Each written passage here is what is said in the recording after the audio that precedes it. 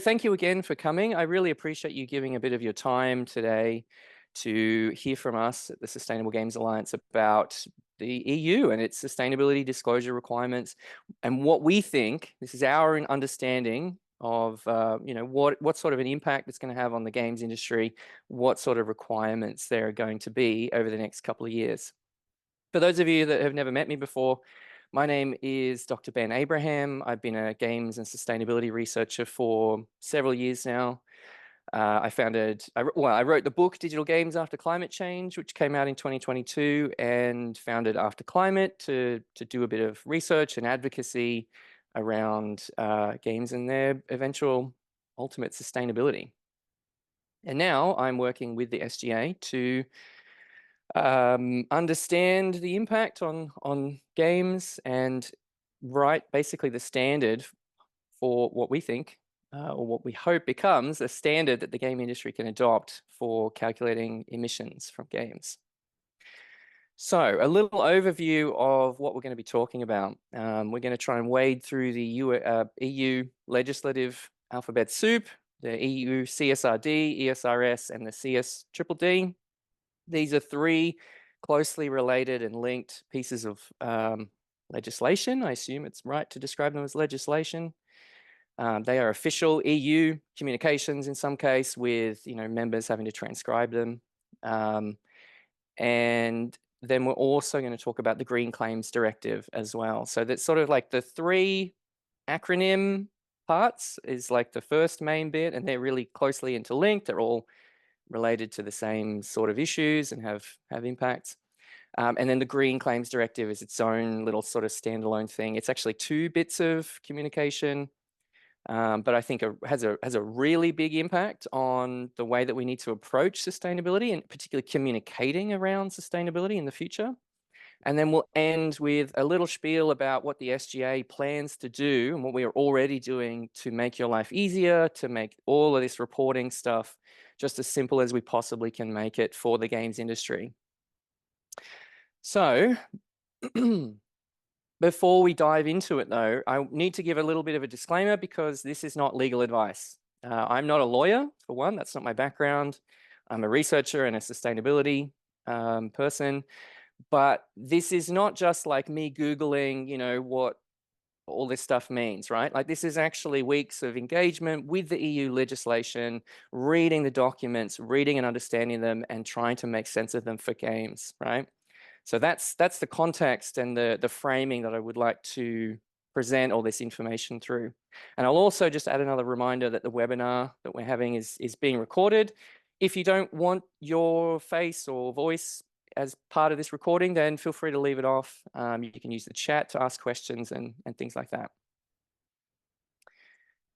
So the CSRD, this is the Corporate Sustainability Reporting Directive, which is the main kind of the first part of the EU's approach to governing how business becomes more sustainable and aligns with the vision of the EU for net zero.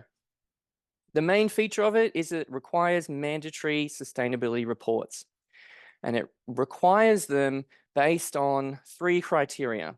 And there's a sort of timing involved as the years progress, which phases in those requirements. So for large companies, 25 million plus balance sheet, 50 million plus revenue, 250 employees.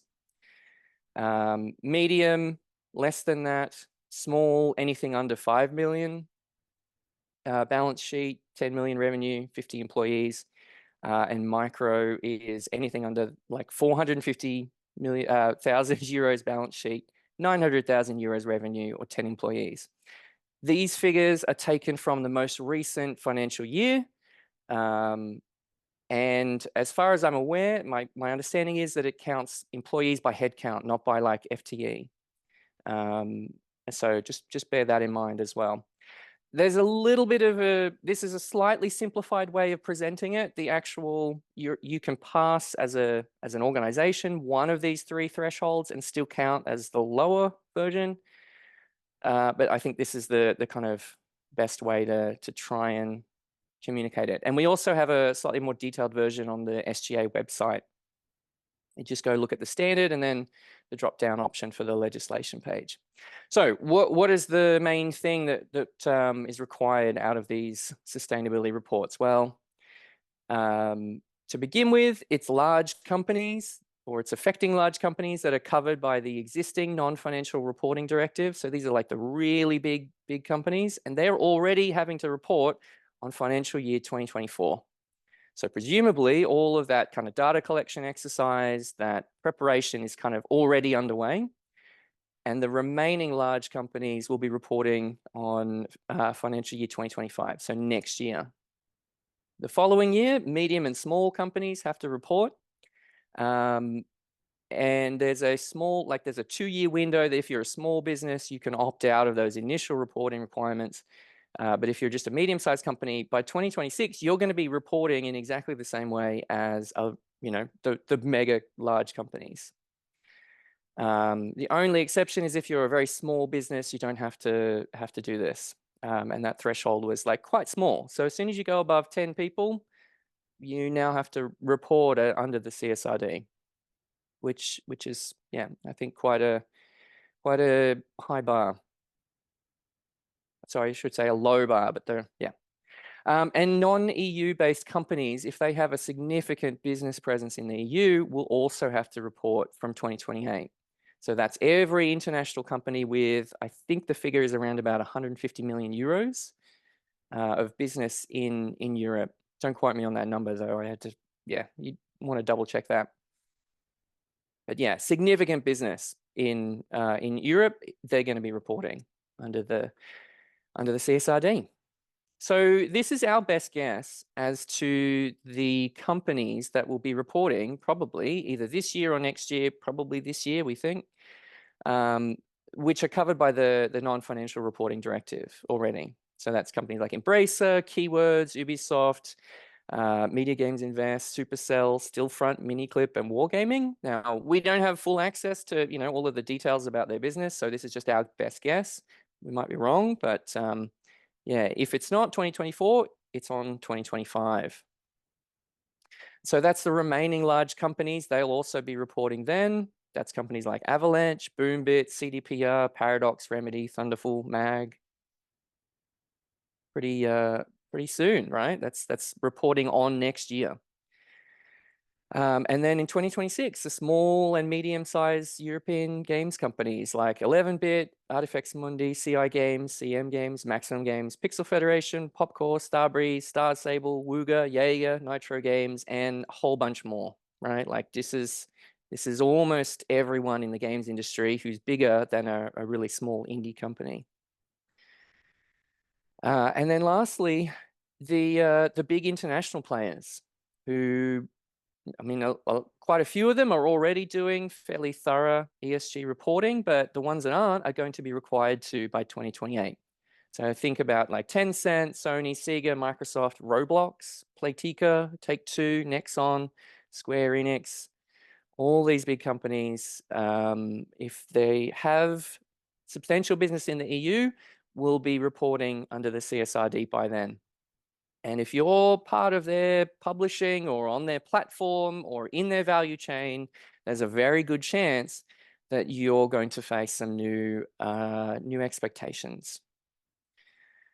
So that's the timing of it. Let's talk about what's actually has to go into those CSRD reports. And the piece of legislation that determines that is the European Sustainability Reporting Standards, which were just finalized, I think, at the start of this year. They are extremely, extremely detailed.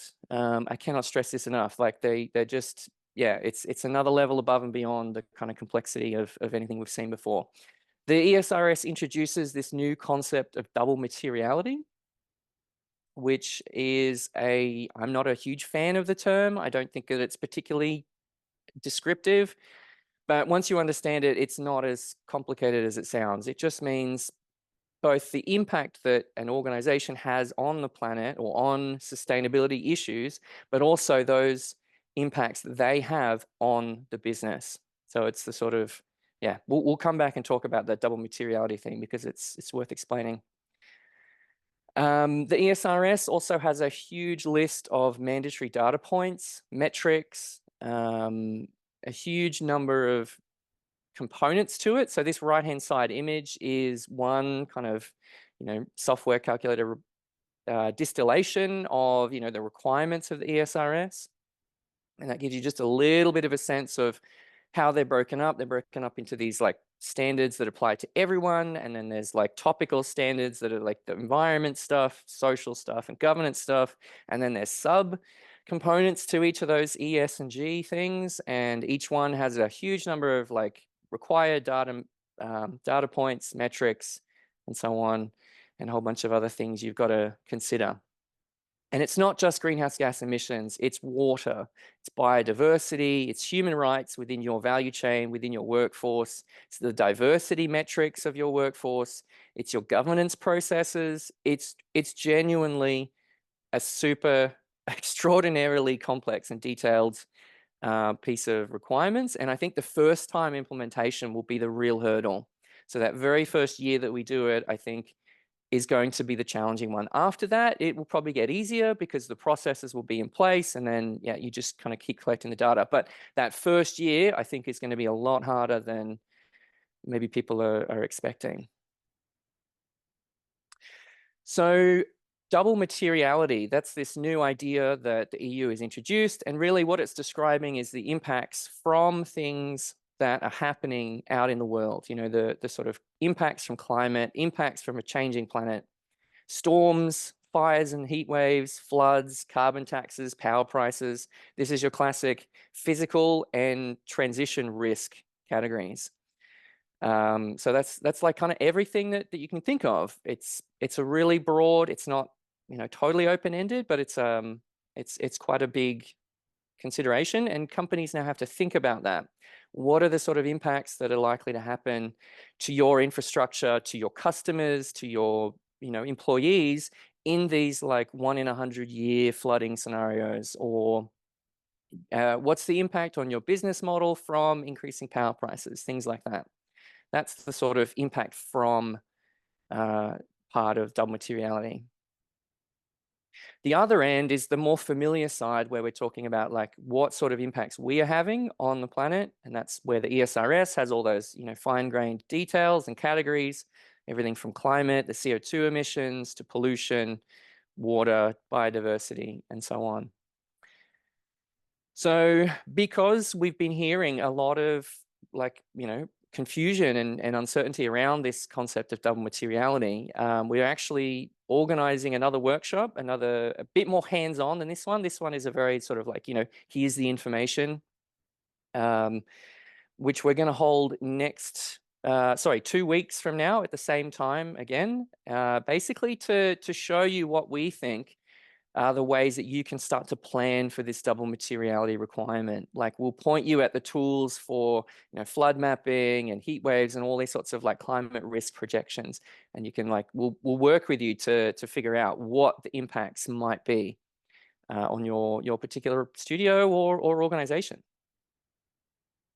So yeah, we're planning to cover both sides of the materiality impacts, that double materiality concept. Yeah, I kind of described the upstream, kind of the risk part, and the SGAA standard will be the downstream portion that interprets the existing kind of best practices, greenhouse gas protocol, and matches the methodology and the calculations to the outputs that the ESRS requires. And along the way, we expect, like, it will happen that by having this process in place, we'll actually have quite actionable insights about where we can reduce those emissions, because the goal is not just to disclose, it's also to reduce. This is one of the key things I think that is a little bit buried within the CSRD, is that, like, yes, it's about disclosure, but the expectation is that you are aligning your business for long-term sustainability. This is the EU's vision for business in the region. So yeah, a lot of work ahead of us. So that's the two first parts, the CSRD and the ESRS, and they're kind of the most technical. The last of those kind of three, the first three, is the CSDDD, or the Sustainability Due Diligence Directive. It's also being phased in, like the CSRD, starting from 2027. Again, with the really biggest companies first having to, meet the requirements, smaller companies after that in 2028, and then 2029 down to 1,000 employees. Now, you might think that like, okay, this is great for those big companies, but what it really means is that those large businesses have to ensure that human rights and environmental obligations are respected across their entire value chain. So if you are part of one of those large businesses that have to meet this new standard, you're going to be in their value chain, and have to also meet those obligations. The text of the legislation actually says that firms have to seek contractual assurances from their business partners and improve their business plan or provide support to small and medium-sized business partners to ensure they comply with these obligations. So it's going to have this trickle-down effect where the biggest companies in the world have to, ensure this high environmental standard, this sustainability standard around human rights and all these other things. And, if you are publishing on their platform, if you are, part of their business, really, in a sort of extended way, then you are going to have new expectations. So the takeaways from all of these three interrelated parts of the picture are that if you're part of the value chain of a large company in the EU, maybe they're your publisher, maybe they are your part owner, you can expect, I think, to get requests for your contribution to their footprint, to their environmental and sustainability impacts. And I think that will happen sooner rather than later. Because like the timelines are extremely short, right? We're already in July. The companies that have to report on this financial year are going to be, I presume, working on those processes now. Come the end of the year, they're going to start that collection, and they're going to be talking to people and being like, all right, what was your part of, what was your intensity and so on. The CSRD reports have to be digitally submitted to the EU, and they also have to be accredited by, or they have to be audited, sorry, by like an auditor. So the data quality that goes into those CSRD reports is going to be really, really crucial.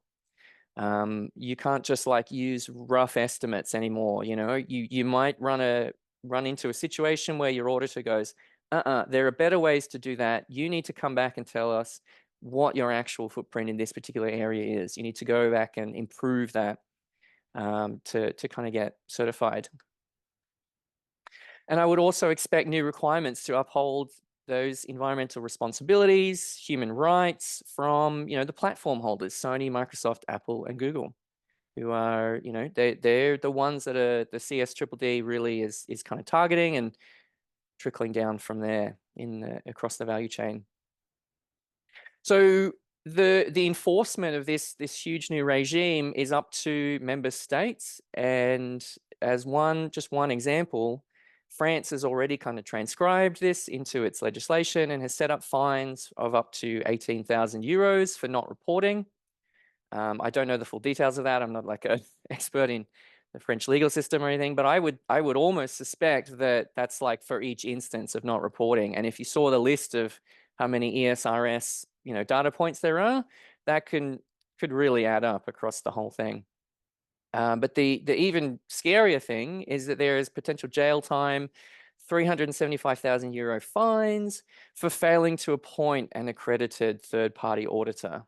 So it's pretty serious, right? The EU is not messing around. This is time to knuckle down and kind of get to work in it. So that's the kind of legislative edifice, the CSRD, the ESRS, and the CSDDD. And now we'll talk briefly about the Green Claims Directive, which I think is also like really important. So the Green Claims Directive is really like two pieces of legislation. There's the Green Claims Directive itself, and then there's also the EU Commission communication on empowering consumers for the sustainable transition, which we'll come back to in a sec. But the Green Claims Directive applies to any environmental claims made about products or about business to consumer commercial practices. So that's the key. Keep that in mind. Anytime you are communicating or making a claim about a product, your product, or any sort of business to consumer commercial practice, like marketing, communications, any of that, then this claim, the Green Claims Directive, will apply. So what does it require us to do? Well, you now have to specify the extent of your claim. You can't just say, oh, it's green, it's environmental, it's enviro-friendly. You need to actually have recognized scientific evidence, some kind of proof of better performance.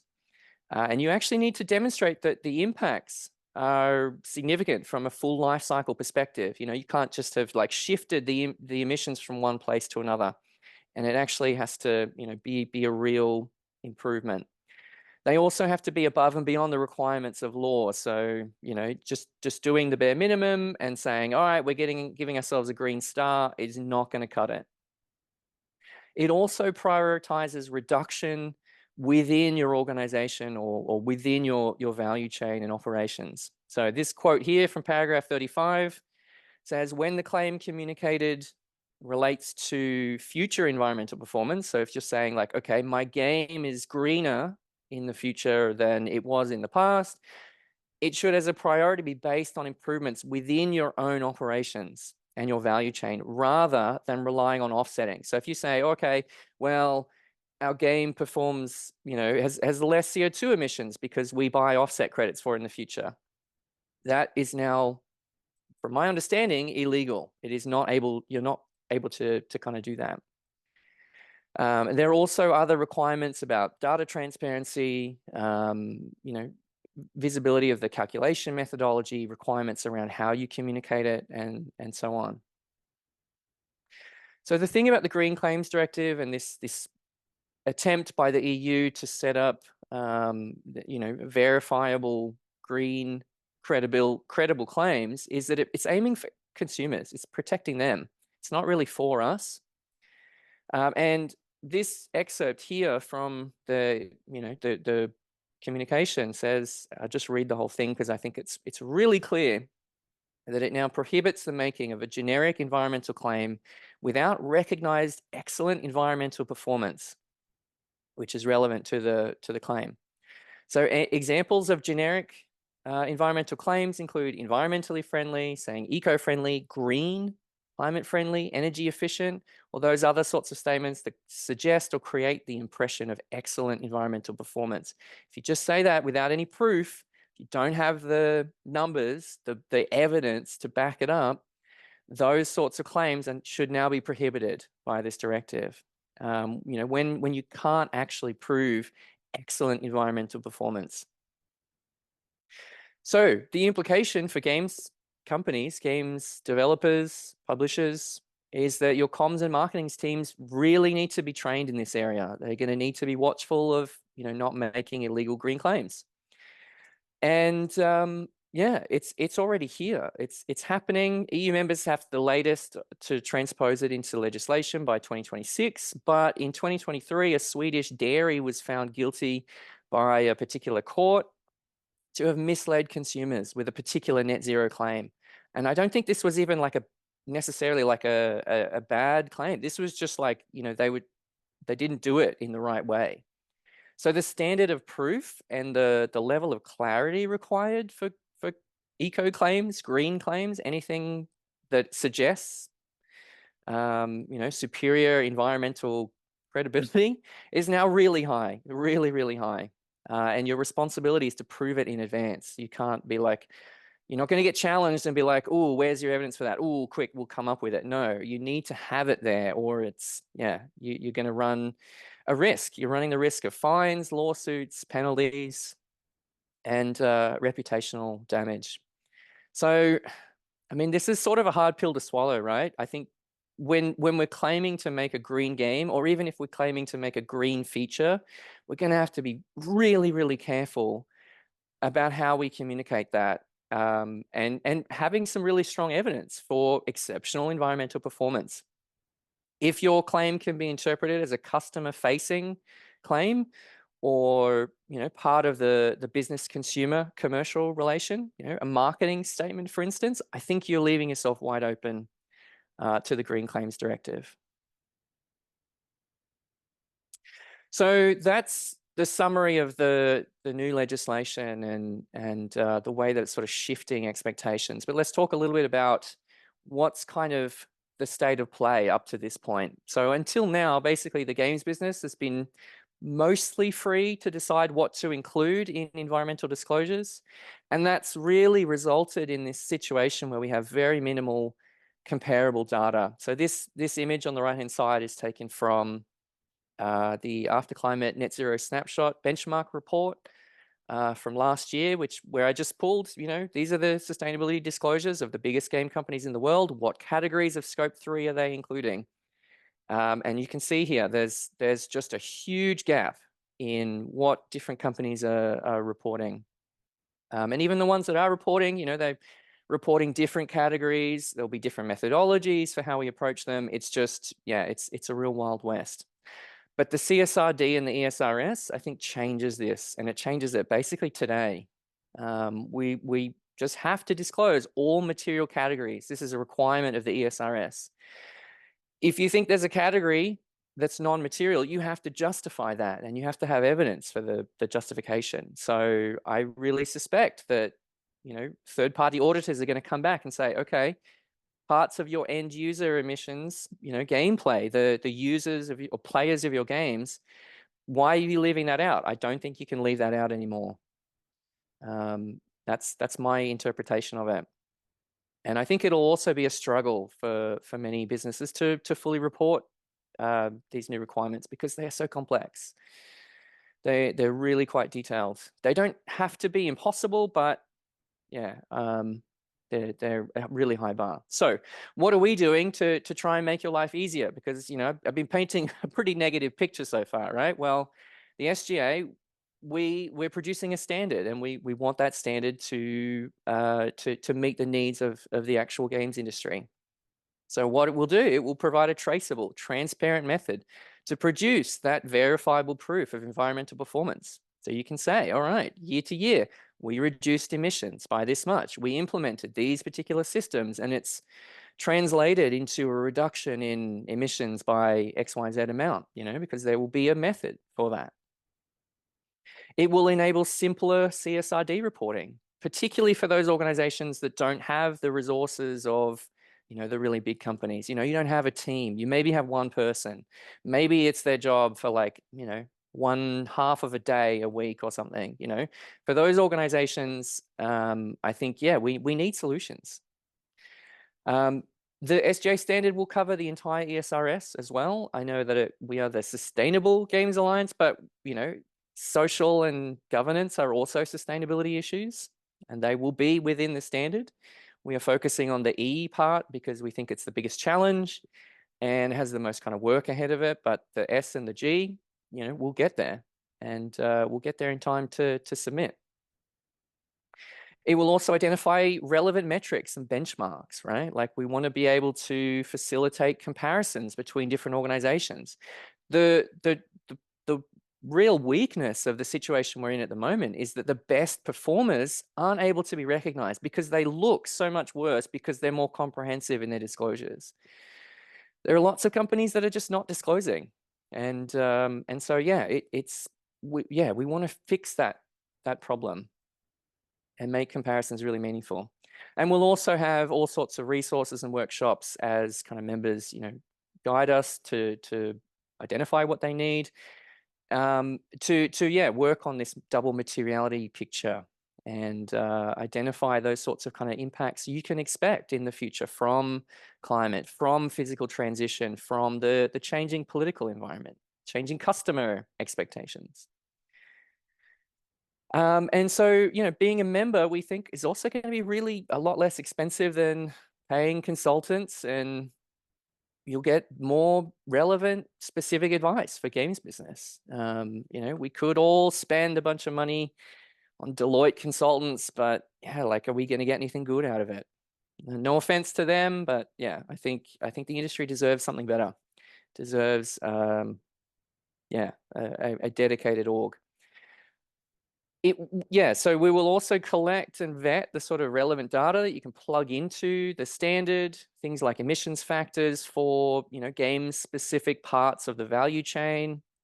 We have plans, if we get a huge number of members, we can represent them really powerfully. By talking to service providers, going to the Googles and the data center companies and being like, okay, we have this many members, we all have this particular usage, we want, XYZ, we want this data, we want this transparency, we want this feature to make things easier.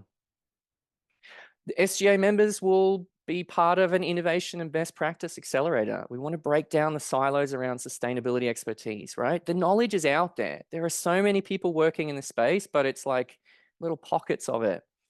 And by having the SGA members, it'll be a community of members. We can, we can really disseminate some of the knowledge, and you just speed things up, right? Like, we don't have any time to waste on this stuff. And maybe the most important thing is that it'll be a professional development network. You don't have to do it alone, particularly if you're at a, if you're one of those people I just described earlier where it's part of your job, but it's maybe not the whole thing. So you look at the ESRS and you just like, your mind boggles. Let me do that. Let me be the sicko that looks at this crazy document and says, okay, we do this, we do this, we do this, and then we'll get there. You don't have to do it on your own. And yeah, we want to disseminate the best knowledge and insight that we can get from across the industry. And it's a member-driven org, right? Like, this is, the SGA it's not the Ben show, it's not the Yuri and Maria show, it's all of us, right? It's members that set the direction and the focus of the org.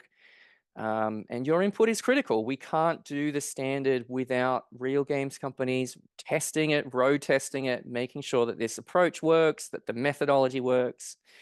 It requires members and member input. So what can you do about CSRD, CSDDD reporting right now? What are the first steps? Well, know when your obligations begin. That's the first thing.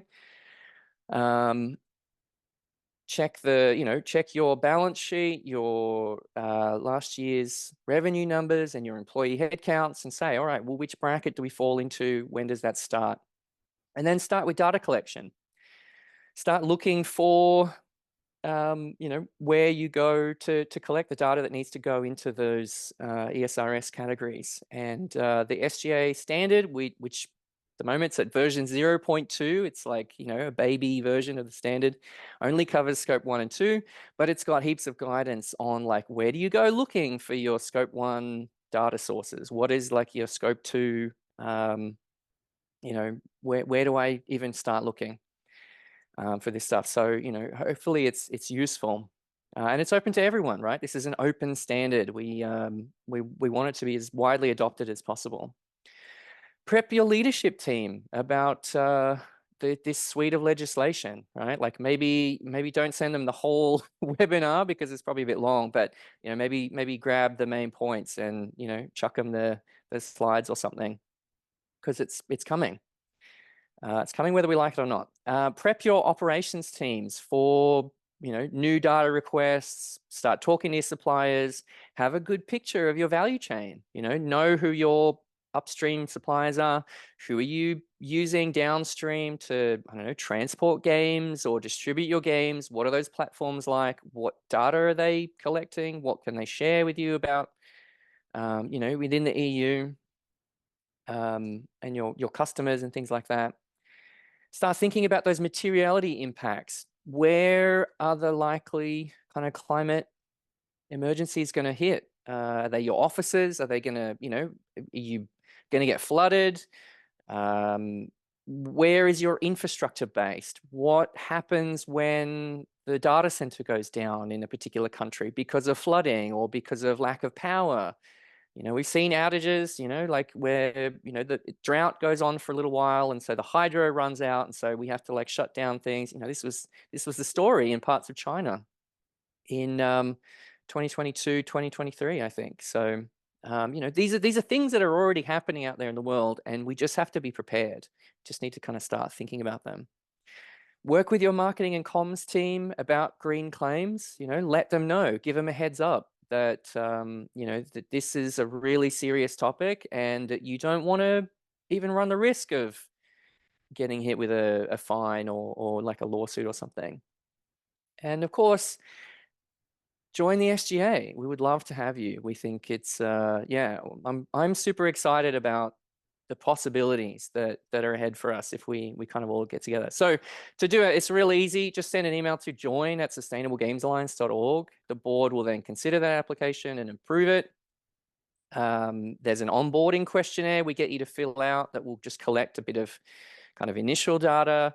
We want to know, like, what are the things that you're most concerned about? What are the areas and issues you need the most help with from the SGA?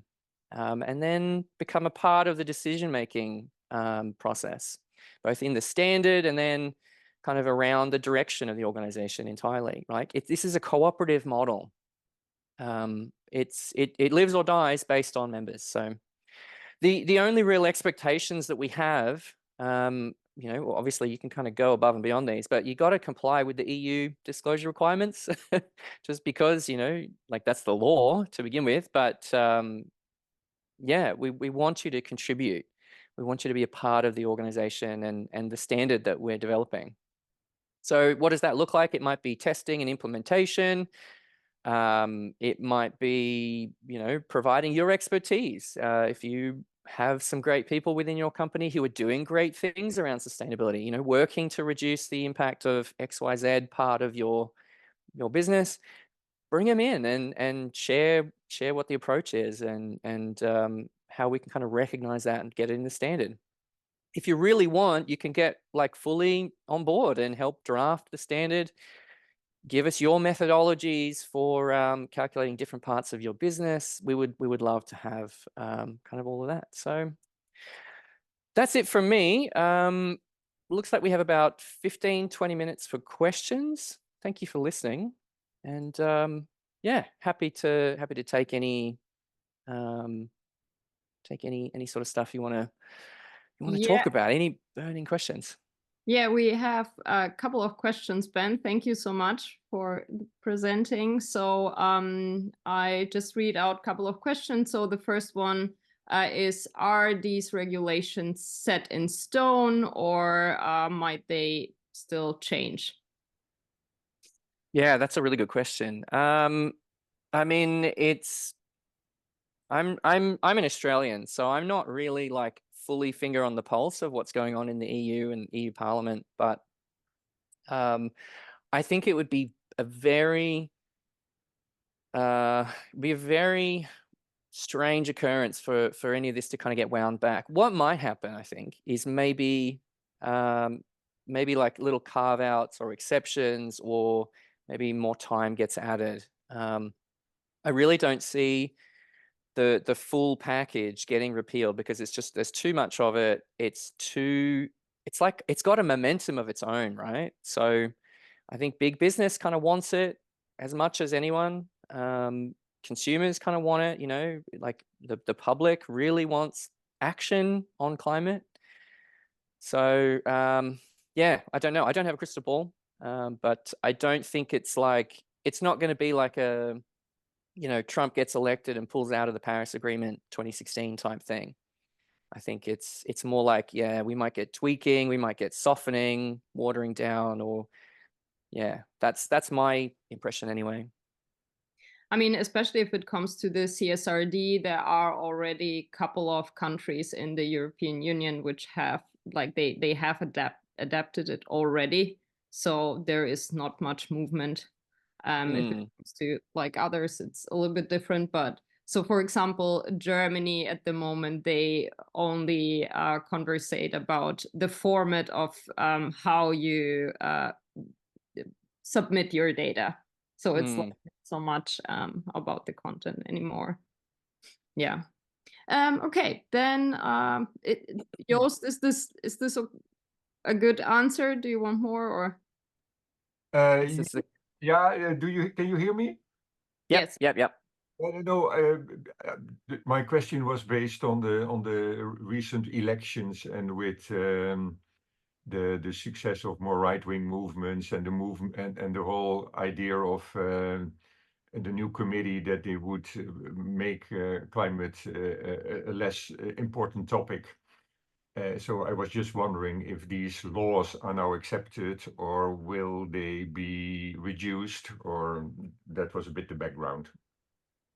Okay. Yeah. I mean, yeah, that's always the question in a sense, but like at the moment, it looks like it's not possible to roll back there. So yeah. Maybe another one. So how does the requirements differ, like when it comes to CSRD and ESRS, when it comes to large companies and SMEs? Yeah, so the main differentiation there, I think, is trying to remember. I think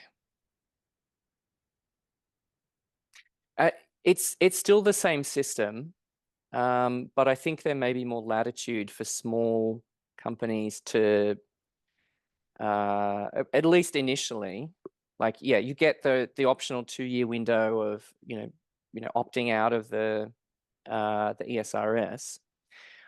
I don't think that there's much of an appetite for, say, watering down the requirements for smaller companies, because that just sort of sets up a situation where you have two different systems, based on, what size you are, or you've gone a bit bigger or whatever, and now you have like a lot more you have to do. It's like the goal of the ESRS is to have a level playing field, and like a minimum requirements for everyone.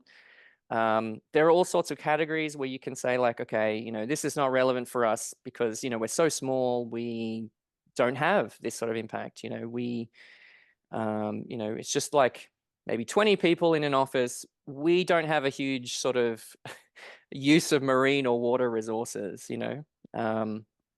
So I think it's more about like going through the selection and being like, okay, which one's the sort of material for you? Yeah, there's more to it than just like, okay, what are the requirements for the the data points and things? It asks for details about your business model and its interaction with sustainability issues. So like, okay, does your business require or have something inherent about it that is aligned or not aligned with sustainability long term? So Can I chime in there quickly? I think the EFRAG are the people who are developing the ESRS. They had a public consultation for kind of reduced or limited reporting standards for unlisted SMEs that just finished like a month or two ago. So I think there are plans to kind of implement limited reporting requirements for the SMEs, but as far as I know, nothing is set in stone, or it's not really clear how that will look like or who it will affect or not affect. Still being figured out. Yeah, one of my impressions from the requirements of the ESRS and how detailed they are, and like there's like subcategory after subcategory of like thing you got to consider.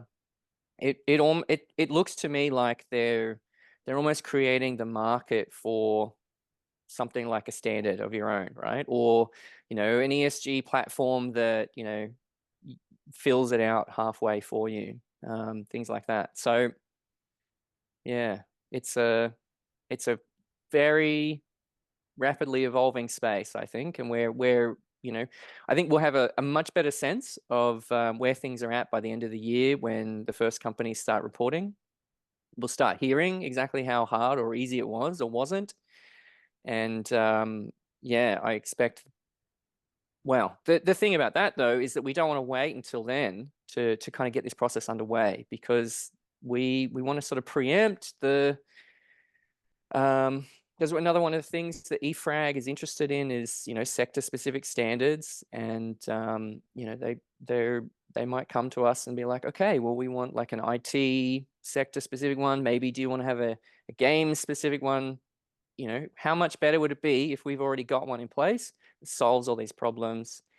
And yeah, we can just be like, yep, tick the box and move forward. Awesome. One more question, or like, I mean, it's popped up 2 times. How is the standard different from the Playing for the Planet's document on sources of carbon emissions? Yeah, good question. So I love the paper that Playing for the Planet put out on Scope 3 calculation methods. I think that's like, yeah, up there with some of the best work that I've seen on the topic. Where I guess the differentiator for us is that like a calculator kind of fixes things in time, right? Like it's the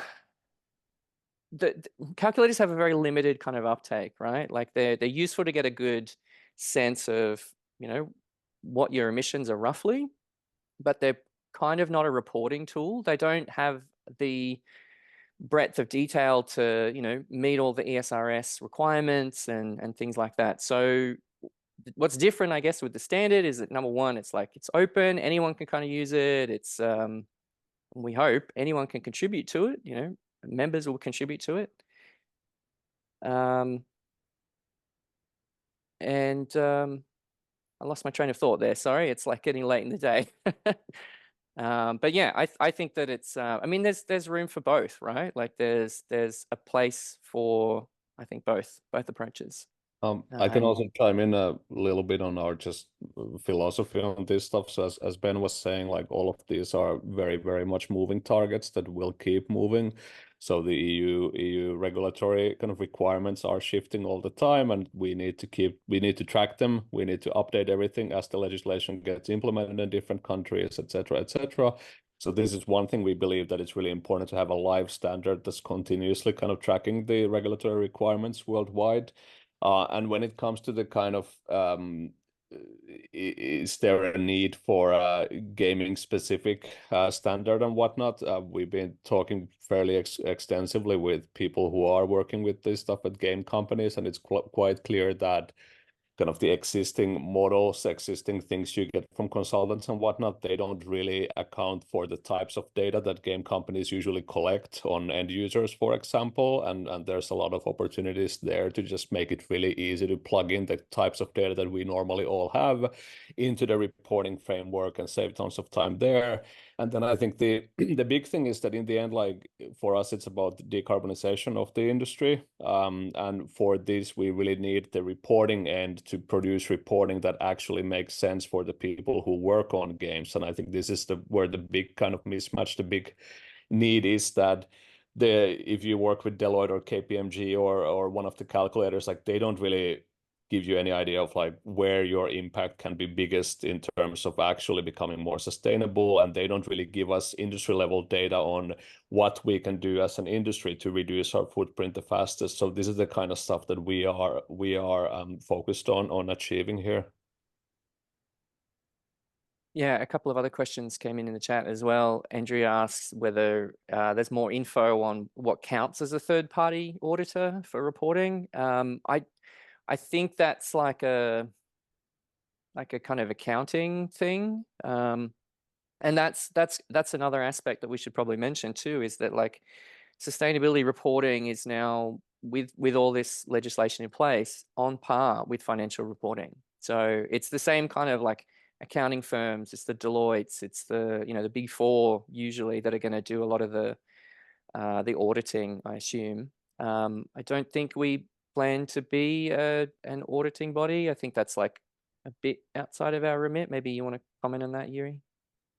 Yeah, I mean, so we definitely won't be an auditing party because we are developing the standard and providing data that companies can use for auditing.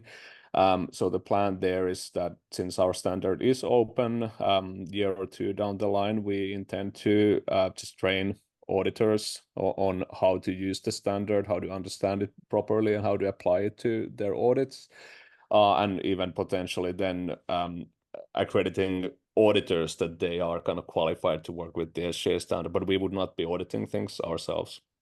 I mean, we are working with EFRAG and are talking to the European Union Commission because we want the standard to be auditable. Like this is like one of the goals. And I also would like to comment on the questions before. I think it's really important to also keep in mind that if we talk especially about scope 3, that it's like also in a sense, a political question of where are the responsibilities, because many times if we just use some estimates and some numbers, we don't think about like where these estimates are coming from and who has drawn the lines.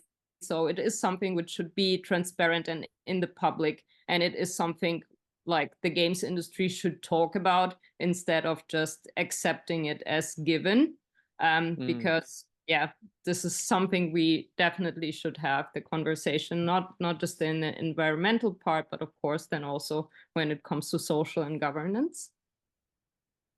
Yeah. Joseph Cook asked, are the compliance challenges unique to the gaming industry compared to software? I guess it depends on what you mean by compliance. Like there are things that set the games industry apart from software. For instance, the reliance on like gaming platform providers, you know, the console manufacturers. That's a sort of relationship that most software companies don't have, you know, with just, you know, putting out a bit of software, people can run it on a PC or a Mac or whatever. There's another relationship there in the value chain, and that does increase, like, I guess, the complexity, and also, as Maria was saying, the sort of political questions around, yeah, responsibility, but also, yeah, just like how do we have the most impact? Yeah. I mean, there's kind of also, I'm jumping in all the time, but yeah, there's also some like pretty tricky topics that we will have to deal with, such as addictive gameplay decisions, or making games addictive by design. This is a sustainability topic that will need to be addressed in the future, which is fairly unique to the games industry, because of course we want our games to stick with players and we want them to kind of come back to them, but also like there are some kind of questionable design practices, and this will be covered by the kind of broader sustainability umbrella that needs gaming specific solutions and answers. Yeah. I mean, maybe also like when we think about platforms and distribution, whose responsibility is it to cover for the users here for their emissions? Yeah. Yeah, and I think there are things that we can do as the SGA that like we kind of can't do just as individual companies, right? It's as by being a collective member-led decision-making body, we can, you know, attack those problems and, you know, take slightly different approaches to them that, you know, individual companies might not have the ability to. So yeah, exactly. there's also a question on accrediting. I don't know about accrediting those sort of third-party auditors, but the EU actually has an EU eco-label program, which is really quite a strict, stringent process to go through to get approved as an EU eco-label. So yeah, that's a potential. And as part of what we want to do with the standard, you know, it's initially a corporate level standard, so it's about helping you report, but we want it to ultimately as well have the ability to be a product level standard. So you can say, okay, when you release your new game, you do the calculations and you perform the analysis to produce a, you know, a fair and transparent analysis of like what's the impact from like a environmental perspective, from a social and governance perspective, all of that kind of stuff. And that yeah, that we'll probably need to go through like an EU eco label submission process. So I'm aware that it is 7 o'clock now. Well, for me, it's 7 o'clock now, which means it's probably time to wrap up. So thank you again, everyone, for coming. I hope you got something out of it. This was really great for me. I really appreciate you taking the time to listen, and yeah, stay in touch. If you haven't already, check out the SGA website. We've got a newsletter as well that goes out, and yeah, let's have a go. Let's crack on.